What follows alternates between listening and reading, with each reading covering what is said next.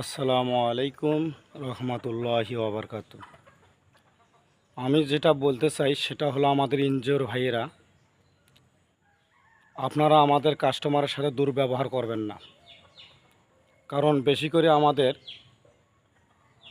পাঁচপির বাজারে ঠ্যাঙ্গামারা এরা যে ম্যানেজারটা আছে ওনার বাড়ি হলো বগুড়া জাউরা বীজের তৈরি।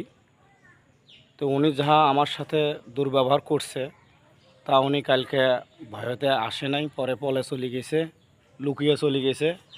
দেখেন ভাই, আমার কাছে 7,686 টাকা পাবে। আমি ওনাকে 2 মাস থেকে বলছি, ভাই যেদিন আমি টাকাটা পরিশোধ করে দেবো সেদিন আমার ডকুমেন্টটা আমাকে দিয়ে দিয়েন, আপনার টাকা আপনি নিয়ে যান। ওরা তারপরে করছে কি, কালে দুপুরে আসছে 2 জন, বিকেলে আসছে 2 জন।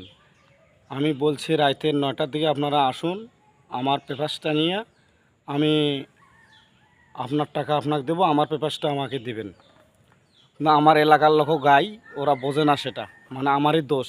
আমি বিভ্রান্তি করতেছি ঠ্যাঙ্গামারার ম্যানেজারের সাথে। ভাইয়েরা দেখেন, আমার টাকা ওরা নিবে, আমার পেপার দেবে না। ওরা পেপার না দিয়ে আমার কাছে টাকা নিতে চাইছিল। আমি বলছি না, আমি পেপার নেব, তারপরে আপনার টাকা দেবো।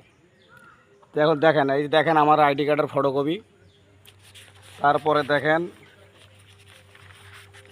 দেখেন এই যে এটা একটা আইডি কার্ডের ফটোকপি। তারপরে দেখেন এই যে 2টা স্ট্যাম্প। তারপরে দেখেন আমার জাবিনদার, এখানে জাবিনদার ছিল। তাহলে ভাইয়ারা বোঝেন, আমার টাকা পরিশোধ করে নেবে, আমার কাগজপাতি দেবে না, তাহলে কত বড় বেদব। এই যে আমার বগুড়া জেলার সেই পয়জন বীজের তৈরি ম্যানেজার সাহেব ঠ্যাঙ্গামারা, এই মাদারচোদের বাচ্চা কালকে ভয়ে আসে নাই রাইতে। ওর পিটিশন খুলে দিলাম হয়, ঠিক আছে ভাইয়া, তো উনি আসে নাই। দেখেন, তাহলে আমার টাকা নিবে ভাইয়া, উনি আমার পেপার দেবে না, কত বড় তাহলে জাউরে বীজের তৈরি। উনি ঠ্যাঙ্গামারা ম্যানেজার, ওনার পিটিশন ছিঁড়ে ফেলে দিতাম কালকে, কিন্তু উনি আসে নাই। উনি আমাদের এলাকার লোক সহকারে লোক পাঠিয়ে দিছে ভাই। তাই দেখেন, আমার পেপার থাকতে আমার পেপার আমাকে ফেরত দেবে না। কারণ এই ঠ্যাঙ্গামারার ম্যানেজারে আমার এক ভাই আশাফুল আকবরিয়া, আমার বাড়ির পাশে বাড়ি, ওরা করছিল কি, টাকা পরিশোধ করছে, এই পেপারসটা নেয় নাই।